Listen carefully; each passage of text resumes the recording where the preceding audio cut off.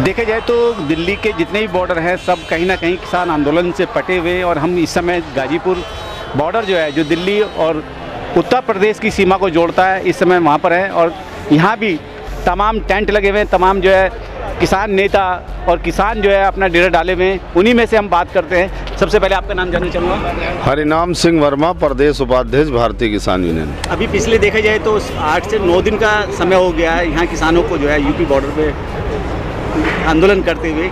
आप कितने टाइम से यहाँ पर हैं? देखो, मैं तो 4 दिन पहले आया था, फिर चला गया था। आज लखनऊ से 2 बसें, 1 DCM और 2 गाड़ी और राशन पानी इतना लेके आए हैं। बस ये एरिया दिल्ली या यूपी के जहाँ का लगता होगा पानी चाहिए, बाकी लखनऊ से हम अपना इंतजाम लेके आए जी। राम जी, देखा जाए तो अभी 2 बार की वार्ता हो चुकी है केंद्र सरकार के नेताओं से। क्या उसमें कोई निष्कर्ष निकल पाया अभी तक इस आंदोलन के लिए? देखो, जब वार्ता का दौर खुला है तो निष्कर्ष तो निकलेगा। सरकार ने ये तो मान लिया कि कहीं ना कहीं जो उनकी दुकान बढ़िया चल रही थी उस दुकान में थोड़ा से विरोध तो शुरू हो गया और विरोध उन लोगों से ले लिया जिन लोगों ने इनको चुन के सत्ता में बिठाया था। किसान ने पूर्ण बहुमत की इनको सरकार दिया था और वो किसान से ही पंगा ले लिए।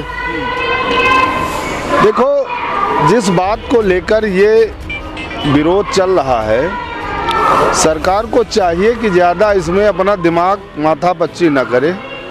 इसमें जितने जल्दी सुधार कर लेंगे उतना उनके फायदे का सौदा रहेगा। नहीं, जब आपकी जानकारी के लिए बता दें, आपके जो केंद्रीय कृषि मंत्री हैं तोमर जी, वो इस बात में सक्षम नहीं है कि वो किसानों से वार्ता कर सके, इसलिए रेल मंत्री, गृह मंत्री, रक्षा मंत्री और अन्य मंत्री बैठ के वार्तालाप कर रहे हैं। नहीं, ऐसा नहीं है कि वो कृषि मंत्री सक्षम नहीं है। भाई, अगर हम लखनऊ से आए हैं, हमारे टिकैत साहब हैं और ये बात कोई कह दे कि नहीं टिकैत साहब वार्ता में सक्षम नहीं, तो इस बात से मैं सहमत नहीं हूँ। देखो, ये तो परिवार है उनका भी, कृषि मंत्री का है, प्रधानमंत्री, गृह मंत्री, उनका परिवार है, ठीक है, और ये हमारा परिवार है। तो वो सारे लोग मिल बैठ के अपना सलाह मशवरा कर लें। हम आपके माध्यम से इतने कहना चाहते हैं कि भगवान उनको जितना जल्दी सद्बुद्धि दे दे और अगर जल्दी से इसमें निर्णय नहीं लिए तो ये आंदोलन रुकने वाला नहीं, ये बढ़ता जाएगा। अभी कुछ लोग ये कह रहे थे, बुद्धिजीवी लोग, कि भाई वहाँ पे रोड आज जाम हो गया, वहाँ पे जाम हो गया। भाई, आज एक किसान यूनियन आंदोलन कर रही है, तमाम संगठन इसमें लगे हैं और जब इसमें आम आदमी, आम नागरिक जुड़ जाएगा, भाई जो नासमझ है, जिसको धान का रेट नहीं मिल रहा, 1888 की जगह 1800 मिल रहा है, वो जब गुस्से में आएगा तो उसके द्वारा कोई गलती भी हो सकती है। तो हम नहीं चाहते हैं कि देश में अव्यवस्था, कोई अशांति फैले।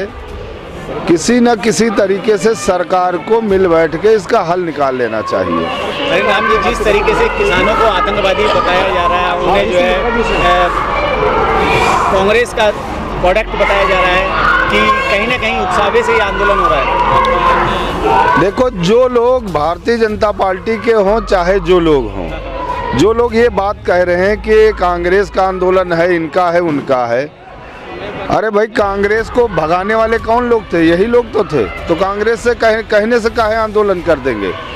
और अगर सरकार को लगता है कि नहीं कांग्रेस के कहने पे किसान आए हैं तो उसको जितने जल्दी सद्बुद्धि आ जाए। भाई, ये जो इस तरीके की बात लोग कह रहे हैं वो नासमझ लोग हैं। ये मतलब ऐसा कुछ नहीं है, किसान अपनी स्वेच्छा से आया है, लोग आ रहे हैं, जा रहे हैं। यहाँ जैसे हम लखनऊ से 600 किलोमीटर पे यहाँ आए हैं, तो हमको कोई हम पागल कुत्ता काटा है? राहुल गांधी हमसे कह देगी, सोनिया गांधी कह देगी, तो उससे कहने से हम जाके कहीं कूद जाएंगे? ये देखो, पेट का है आंदोलन, हक का है, हमारे परिवार का है, बच्चों का आंदोलन है।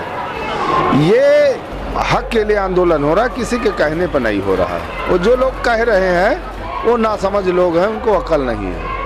जिस तरीके से सरकार की मंशा धूमिल सी होती जा रही है, साफ नजर नहीं आ रही, तो क्या आपको न्याय मिल पाएगा इस तरीके से? अब भाई ये तो समय बताएगा, न्याय मिलेगा नहीं मिलेगा। हम तो यही आशा करते हैं, बार बार कह रहे हैं कि भगवान सद्बुद्धि दे दे उनको, जितने जल्दी चाहे इस आंदोलन का बेड़ा गर्द न करे, उनकी भी बने रहे और किसान को हक मिल जाए। हम तो इतने कहना चाहते हैं। आपके जो राष्ट्रीय नेता हैं उनकी तरफ से आपको कोई गाइडलाइन मिली हो, कोई आदेश मिला हो अभी तक? भाई उनका तो ये है हमारे राष्ट्रीय नेतृत्व का कि आप लोग शांतिपूर्वक अपना बैठो, कहीं कोई गलती ना करे। कोई एम्बुलेंस है, मलेट्री का आदमी है, कोई परेशान आदमी है, उसकी पूरी मदद करो और शांति से अपना लंगर चल रहे हैं, खाना पानी की पूरी व्यवस्था है, अपना खाते रहो, आराम से बैठे रहो। और बात का जो रास्ता बात चल रही है उसमें कहीं ना कहीं समाधान निकलेगा, ये हमको विश्वास है। जी, मैं राजू अहलावत हूँ, मुजफ्फरनगर से। जी, अभी आप किसान आंदोलन में सम्मिलित हैं, क्या कहना चाहते हैं इस आंदोलन को लेकर? देखो हम तो ये कहना चाह रहे हैं कि सरकार जितनी जल्दी हमारी बात सुन लेगी उतना ही इस सरकार के लिए अच्छा रहेगा। चल रहा है जी। अभी जैसे देखा जाए सरकार जो है किसी तरीके को स्टेप नहीं ले पा रही है, कोई निर्णय नहीं कर पा रही है, तो ये आंदोलन कब तक चलने की उम्मीद है? देखो ये सरकार का फेलियर है। जी, अगर इस देश का प्रधानमंत्री पूरी दुनिया में घूम रहा है और पूरी दुनिया को समझा रहा है और अपने देश के किसान को नहीं समझा पा रहा, तो ये फेलियर कहेंगे हम उसका।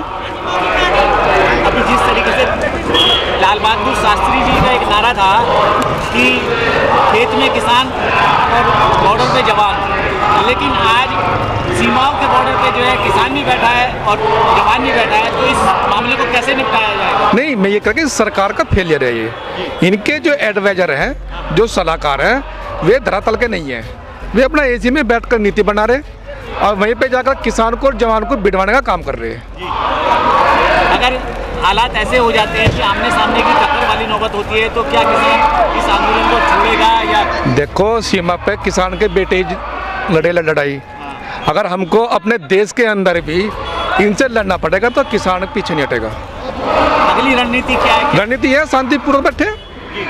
भाई हम शांतिपूर्वक बैठे, उनके हाथ में लाठी है, गोली है, बरसा लो, हम तैयार हैं लाठी गोली खाने के लिए। लेकिन हमारी जो मांगे हैं, जो हमारे पेट पर लात सरकार के द्वारा लग रही है, वो 3 विधेयक उनको वापसी लेने पड़ेंगे। तीनों विधेयक वापस लेने पड़ेंगे। न्यूनतम बिल जो है उसके ऊपर आप एक लाइन जोड़ना चाहते हैं समर्थन? नहीं, जो MSP है अगर उसको भी गारंटी कर दें और उसमें एक लाइन जोड़ दे कि अगर MSP से नीचे कोई भी फसल खरीदेगा उस पर कड़ी कार्रवाई करते जेल जाएगा, तो किसान को सोच सकता है। जिस तरीके से पराली जलाने पे जो है 1 करोड़ रुपए का जुर्माना और 10 साल की सजा केंद्र सरकार ने लागू कर दी है, तो क्या उस वाले कानून पे ये नहीं, ये तो बेहूदगी है। किसान अन्न उगा रहा है, उस पर आप करोड़ों रुपए का जुर्माना लगा रहे हैं, और ये जो बड़ी बड़ी गाड़ियाँ, बड़ी बड़ी कोठियाँ जो किसान से ज़्यादा प्रदूषण कर रही है, उन पर आप 1 रुपये का जुर्माना नहीं लगा रहे, उन्हें आप सुविधाएं दे रहे हैं, टैक्स में छूट दे रहे हैं, उल्टी गंगा बह रही। नहीं, देखिए इस देश का जो पूंजीपति है, चाहे वो कानाराम हो, चाहे वो अडानी हो, अंबानी हो, कोई भी हो, इस देश का प्रधानमंत्री उनको और अमीर बनाने में लगा हुआ है, देश की जनता का खून चूसने में लगा हुआ है। तो क्या आप ऐसे प्रधानमंत्री से उम्मीद कर सकते हैं? जड़ पे तो अब आप आएगा, जड़िया है। हमारी जो लड़ाई है प्रधानमंत्री से नहीं है, अडानी से है, अंबानी से है, उनके पीछे ये खड़े हैं। 6 महीने में तो 3 विधेयक बनाए उन लोगों ने, कॉर्पोरेट जगत ने बनाया तो बिल, ये प्रधानमंत्री जी के तो साइन हुए। बस ये प्रधानमंत्री हमारी बात सुन लेंगे, अगर वे साथ में ना हो इनके अडानी अंबानी, वे नहीं सुनने दे रहे बात हमारी। जिस तरीके से माल जमाखोरी होने पे पहले जो है उसके खिलाफ कानूनी कार्रवाई हो जाया करती थी, उसको जेल और सजा हो जाया करती थी, लेकिन इस सरकार ने छूट दी है। देखो जो मध्यम वर्ग हम जिसे कहेंगे और जो उच्च वर्ग भी है, वो किसान को आतंकवादी बता रहा है, खालिस्तान बता रहा है। आने वाले समय में अगर ये बिल लागू तो हो गया, अगर ये क्रियान्वित होगा तो जो हमें आतंकवादी बता रहे हैं उनको बुरे दिन देखने पड़ेंगे, क्योंकि जमाखोरी बढ़ेगी। जो किसान से 1 रुपये की फसल खरीदी गई, जो हमें आतंकवादी बता रहे हैं उनको 100 रुपये में खरीदनी पड़ेगी, तब पता लगा कि हम आतंकवादी हैं या अन्नदाता हैं। जिस तरीके से अन्नदाता जो है इस समय रोडों पे लेटा हुआ है, पड़ा हुआ है, भूखा प्यासा मर भी रहा है, कुछ लोग मर भी चुके हैं सिंधु बॉर्डर पे जी, तो क्या इस सरकार जो भूमिधारी सरकार है आपकी बात को सुनेगी? देखो अफसोस तो इस बात का है, हमारे इस धरने में 7 किसान शहीद हो गए ठंड में मर के। और इस देश का प्रधानमंत्री यशस्वी, जो एक अभिनेत्री थी श्रीदेवी, वह शराब पीकर मर गई। उस पर उन्होंने ट्वीट किया और पूरी रात रोते रहे और शोक जाहिर किया, रोते रहे, ट्वीट किया। और 7 किसान इनकी गलत पॉलिसियों के कारण सड़क पर ठंड से मर गया, एक ट्वीट नहीं आया प्रधानमंत्री का। श्रीदेवी के लिए तो ट्वीट है उसकी मृत्यु पे, लेकिन 7 किसान यहाँ ठंड से मर गए, उनके लिए एक ट्वीट नहीं है। ये किसान याद रखेगा। चुनाव है, चुनाव में ध्यान रखेंगे। किसान सड़कों पे पड़ा है, भूखा प्यासा मर रहा है, आंदोलन कर रहा है, लेकिन देश के प्रधानमंत्री बनारस में जाके दिए जलाते हैं, दीपदान। दर्द हुआ, ठीक है, अफसोस है। अमित शाह जी जो है हैदराबाद में जाके वोट मांगते हैं, लेकिन यहाँ किसान मर रहा है। क्या ऐसी सरकार को बनाए रखना चाहेंगे आप? देखो, किसान है, 70% वोट है किसान का। पहले जो सरकार थी वे कहाँ है आज? आने वाला भविष्य इनका भी ऐसा ही होगा। पहले वे भी सत्ता के नशे में चूर थे, उसी लाइन पे ये चल पड़े। वो कुर्सी ऐसी है वहाँ प्रधानमंत्री की, वहाँ कुछ दिखता ही नहीं भाई। नीचे गांव में, ग्रामीण में, शहर में कह रहा हूँ, वहाँ नहीं दिखता। वहाँ तो जब दिखे जब विपक्ष में जा। अभी 2022 का चुनाव बहुत बड़ा नुकसान कर लिया, बहुत बड़ा नुकसान कर लिया सरकार ने 2022 में। इनको खूब महसूस होगा क्या रिजल्ट, भयानक रिजल्ट सामने आएंगे इनके। देश के प्रधानमंत्री, गृह मंत्री ये कहते हैं कि जब तक हमारे हाथ में ईवीएम है तो सरकार हमारी और हमें 50 साल तक कोई हटाने वाला नहीं है। आप कैसे उनको हटाने की बात करते हैं? 70 साल कांग्रेस ने राज किया है यहाँ पे, वो हट गई। ये तो इसे तभी 7 साल हुई है। नहीं, इनके पास में तो ईवीएम मशीन है, ईवीएम मशीन से अपनी सरकार बनाते हैं। नहीं, बनाओ ईवीएम मशीन में आदमी पैदा करो, 1900 वोट डलवा लियो। कहने का मतलब ये कि आदमी जब वोट नहीं डालेगा तो कहाँ से बन जाएगा भाई? ईवीएम है, ईवीएम भी 500-700 वोट को बैलेंस कर सके, वो भी बेईमानी से। लेकिन जब अंतर आएगा 70-80 हज़ार का तो कहाँ अंतर कर लेंगे? और जाहिर सी बात है, अब तो सड़क पर किसान आ गया, आंदोलन है, और यहाँ से अगर गलत निर्णय लिया तो युद्ध के आसार होंगे। इसके अलावा सरकार को अगर चेतावनी देने वाली बात हो तो किन शब्दों में कहना चाहेंगे? किन शब्दों? जितनी जल्दी सुन ले, ठीक है भाई। कनाडा का प्रधानमंत्री हमारी बात का संज्ञान ले रहा, हमारे देश का प्रधानमंत्री अब लोग संज्ञान मिल गया। कनाडा के प्रधानमंत्री को ये कह रहे हैं कि तुम अपनी औकात में रहो, ये हमारा घरेलू मामला है। वो 7 समंदर पार देश का कनाडा प्रधानमंत्री ये कह रहा है कि मोदी जी हम बात सुनो किसानों की, अपने किसानों की बात सुनो। और हमारा देश का प्रधानमंत्री दिवाली मना रहा है बनारस में जाकर, तो क्या किसान भूल जाएगा इसको? नहीं, एक तरफ देश के प्रधानमंत्री कहते हैं कि भारत के लोगों का विकास कर रहे हैं, 2 करोड़ नौकरियां दे रहे हैं, 15 लाख रुपए उनके खाते में दे रहे हैं। इसके अलावा जो विकास हुआ हमारा 1850 का गेहूँ 1000-1200 में बिका, 800 में धान बिकी, यानी कि आध्यात्म रेट में लाइन लगकर हमारी धान बिकी, गेहूँ बिका। और पश्चिम यूपी में गन्ने का मूल्य आज तक रेट तय नहीं हुआ, भुगतान अभी पिछले साल का मिला नहीं। ये विकास हुआ किसान का। पिछली सरकार में इस सरकार में अंतर क्या है? कोई अंतर नहीं है। तो क्या आपको लगता है ये जो इस समय सरकार है केवल सरमाएदारों की सरकार है, पूंजीपतियों की? देखो, हमारे बड़े ये बात कहते थे कि ये जो सरकार है ये सरमाएदारों की, किसानों की सरकार नहीं है। लेकिन हम लोगों ने अपने बड़ों की बात ना सुनते हुए इस सरकार को पावर में ला दिया। लेकिन आज हमें महसूस हो रहा कि हमारे बड़े ठीक ही कहते थे कि ये किसानों की सरकार नहीं है। चलिए, आखिर में चलते चलते क्या कहना चाहेंगे? हम लोग ये कहेंगे, देखो अन्नदाता इसी देश का है, वो सुबह शाम हमने उसको खेतों पे रहना चाहिए था, आज वो सड़क पे है। तो जो भी इसमें शर्माने की बात नहीं है कि जो गलत नीति बन गई उसे वापसी कर ले। आज तो किसानों से गेट पर जा लिया, वार्ता में जा लिया भाई। किसान से क्या चाहे? ये 2 महीने से किसान आंदोलित है, सड़क पर आ गया, दिल्ली में हाईवे जाम कर दिया, और क्या चाहे किसान से? वो हमारे तो यही अपील है, सुनेगा ठीक है। यानी अगर ये चुनाव की वोट की भाषा समझते हैं तो आने वाला समय बताएगा, निर्णय लेगा किसान। इनके जो सांसद विधायक हैं उनके निवास घेरे जाएंगे। अभी इन्हें पता नहीं कि मामला कितना खराब होने वाला है। अभी तो जो इनके सांसद और जो विधायक हैं, जो स्थानीय हैं, हम उनका घेराव करेंगे घर पर जाकर। भाई, आज तुम किसानों के साथ में हो या अपनी सरकार के साथ में हो?